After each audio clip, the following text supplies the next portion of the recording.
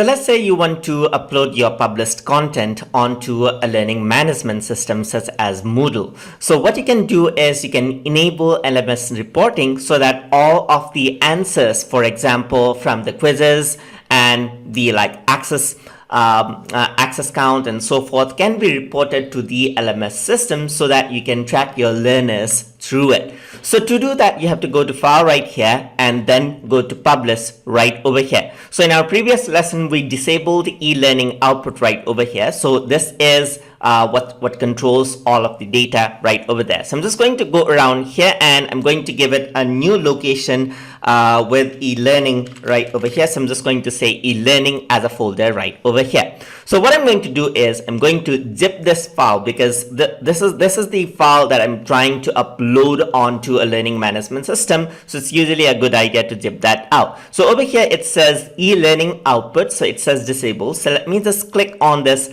right over here. So once I click on that, a new box will appear with the enable reporting this project right over here. So once you click on this, what happens is that it says LMS, other standard LMS, as you can see right here. So there's different LMS that you can connect it to. For example, you can connect it with internal server. If you're planning to host it internally, you can connect it to Moodle right over here.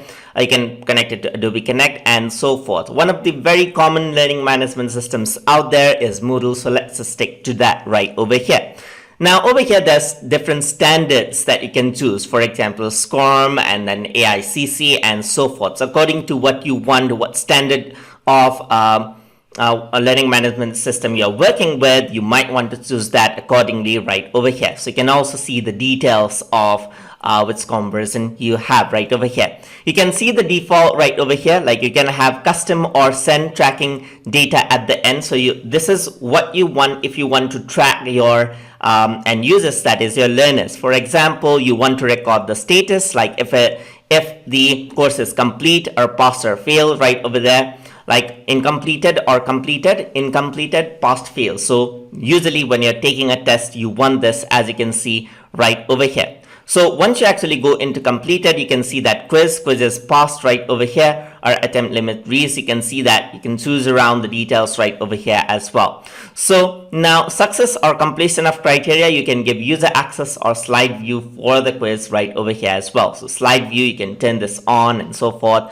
So all of the things can be considered right over here. You can also choose this on send data on every slide if you really want to track the end user right over there. And never send resume data, as you can see right over here. It says like if you don't want to send out the resume data while the student continues the course or something, then you might want to turn that off and so forth. So once you're happy with the reporting data, like all of the data you want to report, so all of the surveys, all of the quiz answers, everything will be reported for the learning management system of your choice right over here. Once you do that, and once you're happy with the settings, just press OK right over here. And here you can see that the e-learning output is SCORM 1.2, which is a learning management system standard right over here. So once you're happy, just click on publish right over here, and then it'll publish the content, as you can see right here. So it does take a bit of time for this one.